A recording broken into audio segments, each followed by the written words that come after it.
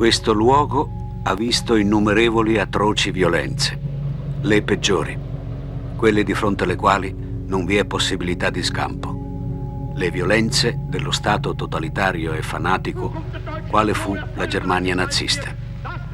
Uno Stato che non tollerava dissenso e considerava nemici tutti gli oppositori politici, potenziali o reali. In questo secolo furono diverse le manifestazioni del totalitarismo statale che insanguinarono e portarono quasi a rovina l'Europa.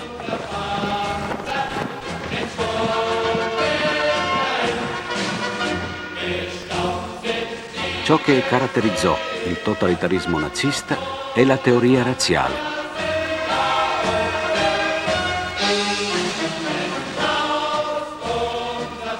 I nazisti affermavano che il valore di un individuo, di una società umana o di una nazione è dato soltanto dal suo patrimonio genetico e biologico. Per i nazisti dunque esistono razze inferiori, destinate a servire e che possono anche venire eliminate, e razze superiori, destinate a comandare. Tra queste in primo luogo quella ariana, alla quale i germani appartengono. Non è con i principi umanitari che l'uomo ha conquistato il suo dominio sul mondo animale, ma soltanto con la forza bruta. E così dovrà agire chiunque vorrà conquistarlo sui popoli inferiori. L'ideologia razzista era la fortissima quanto irrazionale base del nazionalismo, pretesa superiorità di uno Stato-nazione su altre, e ne faceva un dato indiscutibile perché fondato su elementi biologici. Si diffondeva così l'antisemitismo, già presente nell'Europa centro-orientale, dove da tempo aveva motivazioni etniche, religiose ed economiche. In generale, l'ideologia razzista dava giustificazione allo sterminio degli avversari, considerati in qualche misura subumani, dunque discriminabili e anzi, quando le esigenze del Reich lo richiedevano, schiavizzabili e macellabili. Per quanto riguarda in particolare gli ebrei, le leggi di Norimberga del settembre 1935 li pongono ai margini della vita sociale. 3 anni dopo, l'antisemitismo esplode con l'attacco e la distruzione di luoghi pubblici di proprietà degli ebrei. Nel settembre 1941 è stabilito per loro l'obbligo di portare la stella gialla. È la depersonalizzazione degli ebrei, la negazione del fatto, basilare per ogni coscienza democratica, che l'individuo è essere irripetibile e come tale non assoggettabile a catalogazioni esteriori. Con l'aprile 1942, infine, si decide la cosiddetta soluzione finale, e cioè la sistematica e totale eliminazione degli ebrei. Questi criteri e queste concezioni, accanto alle ragioni militari e a quelle dell'economia di guerra, caratterizzarono, con poche varianti locali, il dominio tedesco nei territori occupati durante la Seconda Guerra Mondiale. E lo caratterizzano anche a Trieste, quando, dopo il disastroso avventurismo di Mussolini, l'Italia esce dalla guerra e le truppe tedesche vi si insediano nel settembre 1943. A Trieste, anzi, l'occupatore trova un ambiente più consono che altrove alla sua ideologia. Qui, dal 1938, vige la legislazione fascista sulla razza, che scimmiotta quella tedesca. Qui, nel giugno 1942, viene costituito un centro per lo studio del problema ebraico, che effettuò una sistematica schedatura degli ebrei locali. Qui, nel luglio 1942 e nel maggio 1943, ci furono scoppi di antisemitismo anche violento. Di quel periodo, afferma un'ex deportata, mi ricordo che i fascisti rompevano le vetrine dei negozi degli ebrei. La gente approfittava per portare via, per rubare la roba che c'era là, nel ghetto, in corso. L'occupatore nazista poteva pensare di trovare qui un ambiente più consono, più adattabile. In realtà non fu così. La resistenza fu fortissima e il dominio nazista fu crudele e feroce come altrove, forse più che altrove. Questo per motivi molto evidenti. Innanzitutto per motivi strategici. La zona del litorale adriatico rappresentava il punto di passaggio, la cerniera che legava il fronte italiano col fronte balcanico ed era quindi essenziale per la difesa dei tedeschi. Nello stesso tempo va tenuto presente che l'Adriatico è il braccio di mare che più profondamente penetra nel continente. Uno sbarco sulle rive settentrionali dell'Adriatico avrebbe minacciato da vicino le zone meridionali del Reich, l'Austria, l'Ungheria, eccetera. E in effetti i nazisti lo temevano e gli alleati occidentali a lungo accarezzarono l'idea di questo sbarco, anche poi non avvenne. Poi era anche un motivo di prestigio politico che esigeva da parte dei tedeschi una presenza sicura in queste regioni. Cioè il motivo era un motivo storico, la vecchia aspirazione germanica ad uno sbocco al mare caldo, ad un possesso del porto di Trieste e della regione che avrebbe garantito il dominio della Germania su tutto quanto il continente. A Trieste dunque c'è bisogno di una mano forte e questa è il Gauleiter Rainer, titolare anche dei poteri civili. Negli ultimi mesi del 1943 egli fa affluire un consistente organigramma di nazisti, austriaci e carinziani che hanno esperienza del litorale e spera possano incontrarvi delle simpatie. Fra costoro c'è il suo vecchio amico Odilo Globocnik. Nato a Trieste nel rione di San Giacomo, aveva percorso in Austria una carriera di nazista che si era svolta con un alternarsi di incarichi di fiducia e di episodi di delinquenza comune. Ciò ne aveva fatto un candidato ideale agli incarichi peggiori. Così Himmler lo aveva mandato in Polonia a dirigere l'Einsatzkommando Reinhard, cioè i campi di sterminio dove venne eliminata la comunità ebraica polacca, e non solo essa. Fu la più tremenda delle operazioni pianificate di genocidio. 2,5 milioni di morti. Ma Auschwitz era una fabbrica. E Treblinka? Ora le do la mia definizione. Noti bene questo. Treblinka era una catena di morte. Primitiva, si intende, ma che funzionava bene. Una catena di morte. Capisci? Sì, sì. Ma primitiva. Primitiva, sì. Primitiva. Ma funzionava bene questa catena di morte. Belzec era più primitivo? Belzec era il laboratorio. Wirth comandava il campo. È lì che Wirth ha fatto tutte le esperienze immaginabili. All'inizio non ci sapeva fare. Le fosse straripavano. La cloaca scolava davanti al refettorio delle SS. Puzzava davanti al refettorio, davanti alle loro baracche. Lei è stato a Belzec? No, Wirth con i suoi uomini, con Franz, con Oberhauser, con Hackenhold, ha provato tutto laggiù. Questi tre erano incaricati di mettere i cadaveri nelle fosse, perché Wirth sapesse quant'era lo spazio necessario.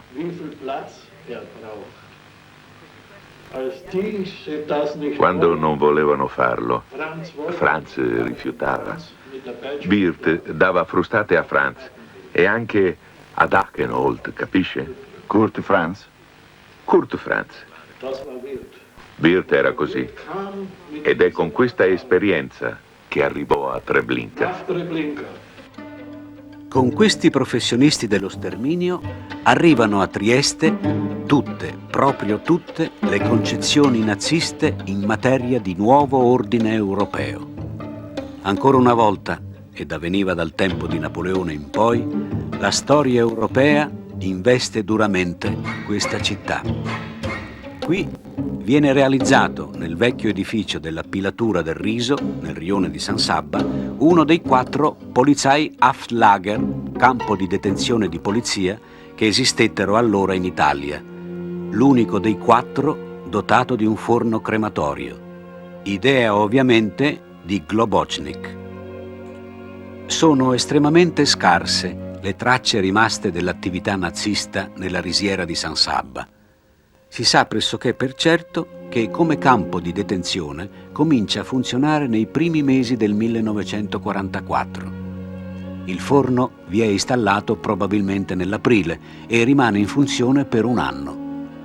Calcoli attendibili fanno ritenere che vi siano scomparse dalle 4 alle 5.000 persone, partigiani italiani, sloveni, croati e loro collaboratori o sospettati tali, prigionieri catturati in seguito a rastrellamenti e delazioni, ostaggi e militanti della Resistenza.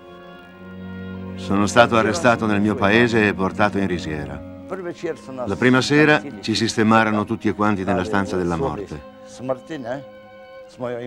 Noi la chiamavamo così perché da lì venivano scelti e mandati a morire. Questo lo si capisce chiaramente dalle scritte sui muri. Il giorno dopo ci tolsero tutto quello che avevamo e mi portarono nella cella.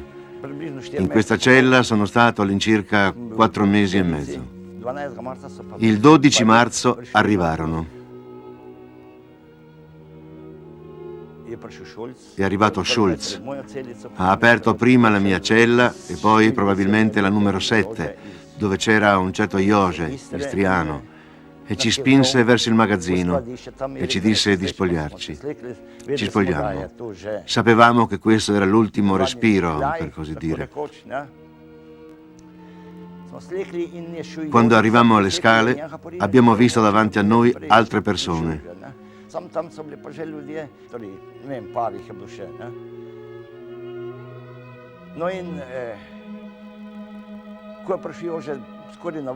Quando era il turno di Jože, accade qualcosa, non so.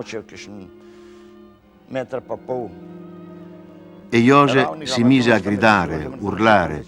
Schulz disse di tornare indietro. Lo spinse e lui spinse anche me. Cademmo tutti e due. Poi ci spinse su. Così ci salvammo. Alcune migliaia sarebbero gli ebrei che vi sono transitati, poi destinati ai lager di Auschwitz, Ravensbrück, Bergen-Belsen.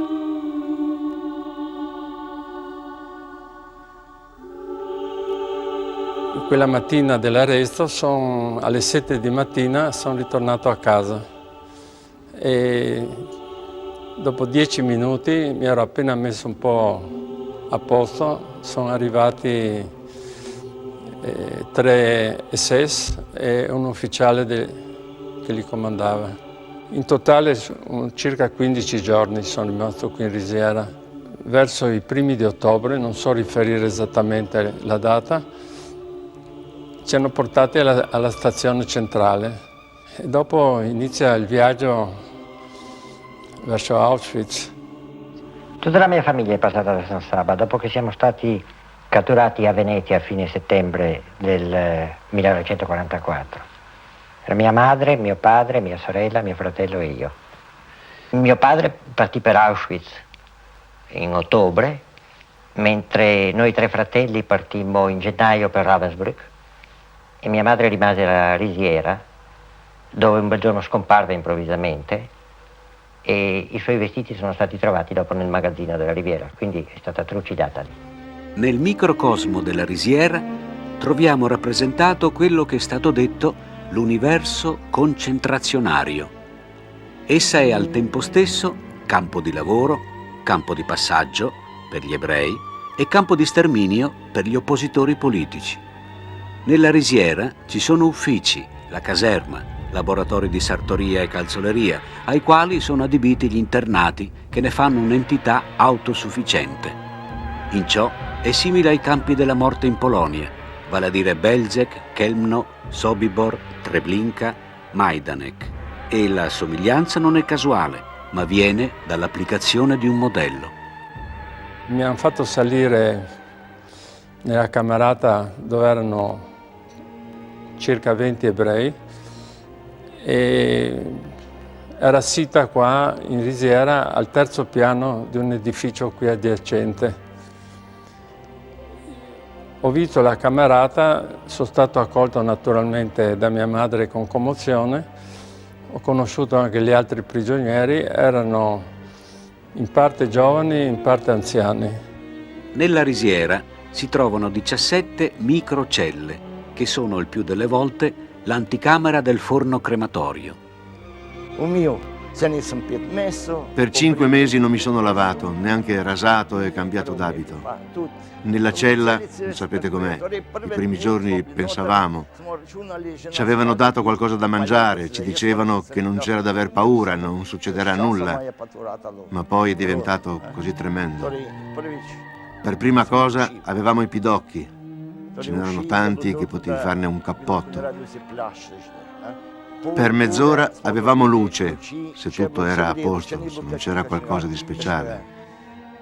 Ma se c'era gente, o arresti o qualcosa di simile, non ci davano nemmeno la luce per poterci spidocchiare. Come gli altri lager, la Risiera è il mondo in cui avviene il totale rovesciamento dei valori promesso dalle teorie razziste. Abitudine all'orrore, che qui si manifesta come normalità, ma idonea solo in parte. In realtà nessuno sfugge alla coscienza del male, tant'è vero che la tattica dell'occultamento è praticata anche qui e sistematicamente. Negli ultimi giorni di aprile 1945 si procede alla distruzione anche della minima traccia che possa documentare l'avvenuto e si fa saltare pure il forno crematorio. E l'occultamento si ripresenta a distanza di tempo allorché i protagonisti sopravvissuti, inquisiti, negano o si difendono con giustificazioni puerili o grottesche. Non posso dire chi conduceva l'operazione e chi organizzava tutto. Non so niente del gruppo di ebrei in altri campi di concentramento. Ho sentito dire che gli ebrei venivano uccisi. Non mi ricordo di una ciminiera. Dopo che mi è stato citato il nome di San Sabba, esso mi ritorna in mente. Dichiaro che non so niente delle uccisioni degli ebrei in San Sabba. C'era un impianto di cremazione. A questo punto del discorso siamo oltre la dimensione storico-politica e tocchiamo i misteri della natura umana, il suo oscillare tra il cielo e l'abisso. È un tema, purtroppo, che anche l'attualità ci ripropone. Rispetto ai lager più tristemente famosi, come Auschwitz, Buchenwald, Dachau, Mauthausen, la Risiera ha una sua tragica singolarità. Chi vi è rinchiuso vive a stretto contatto fisico con gli impianti di morte e di carnefici. Il forno crematorio dista poche decine di metri dalle microcelle e dai laboratori. Più in là si trova il camino, che spande i suoi fumi sulla Risiera stessa e sul rione circostante. Le esecuzioni avvengono di notte. Si aizzano i cani, si accendono i motori dei camion. C'è chi grida. I prigionieri sanno che è in corso un'esecuzione. È venuto su un sottufficiale tedesco e ci ha impartito l'ordine di non avvicinarci alle finestre per tutta la sera. E così non ho visto niente, però si sono uditi i motori di almeno 2 camion, molto rumorosi, e i quali dovevano celare le operazioni evidentemente poco pulite che venivano fatte nel cortile o nelle adiacenze del cortile. In pratica giustiziavano i partigiani con mezzi molto primitivi, suppongo, e dopo li cremavano, giustiziavano con una certa frequenza, diciamo. Quando scoprimmo che c'era il forno crematorio, che c'era, lo disse Quegiože, e che buttavano la gente nel forno, cominciamo a prestare più attenzione a quando passava il furgone. Lo vedevamo passare qui vicino, non poteva che passare di qua e mi dicevo, ecco, ora li hanno portati, perché li portavano qui anche da altre prigioni. Di solito suonavano delle marce tedesche, oppure Lili Marlene. Quella la suonavano sempre, doveva esserci. E poi si comincia a sentire uno strano odore. Non sempre, sapete, ma talvolta c'era un odore tanto strano. Facciamo conto che avveniva ogni 14 giorni, a volte ogni settimana. Noi lo capivamo dal fatto, non tanto dalla puzza, ma dal fatto che arrivava il furgone e cominciavano con i camion e la radio. C'è ancora un'altra singolarità. La risiera si trova ai margini di una zona popolata e dentro il perimetro urbano e circolano voci su ciò che avviene là dentro. Da ciò si è portati a dedurre che i nazisti godono a Trieste di una vasta area di supporto e di silenzio in qualche modo complice.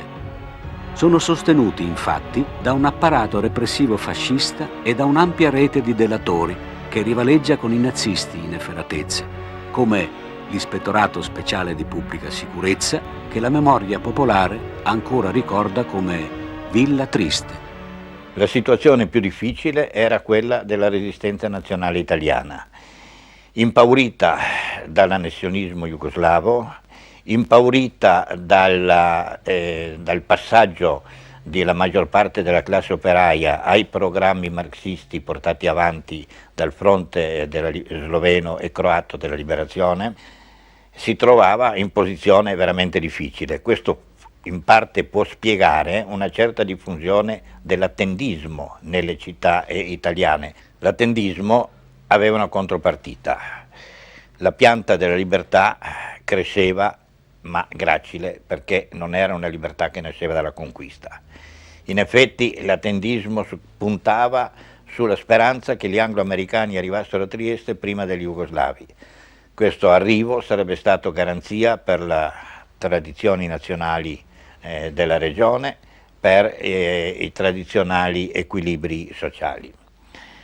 Ma sarebbe stata una situazione anche sotto certi aspetti umiliante. Anche per questo motivo vanno ricordati quanti, in vari partiti, movimenti, soprattutto nel Comitato di Liberazione Nazionale della Venezia Giulia e delle varie città, seppero, talora anche col sacrificio della vita, seppero conquistare, piantare il seme della libertà che poi abbiamo avuto.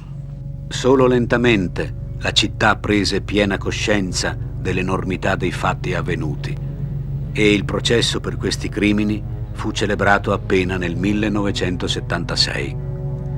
Anche ciò attesta quanto sia stato travagliato il dopoguerra a Trieste e quanto incerto, tra le ricorrenti tensioni, il cammino verso la democrazia.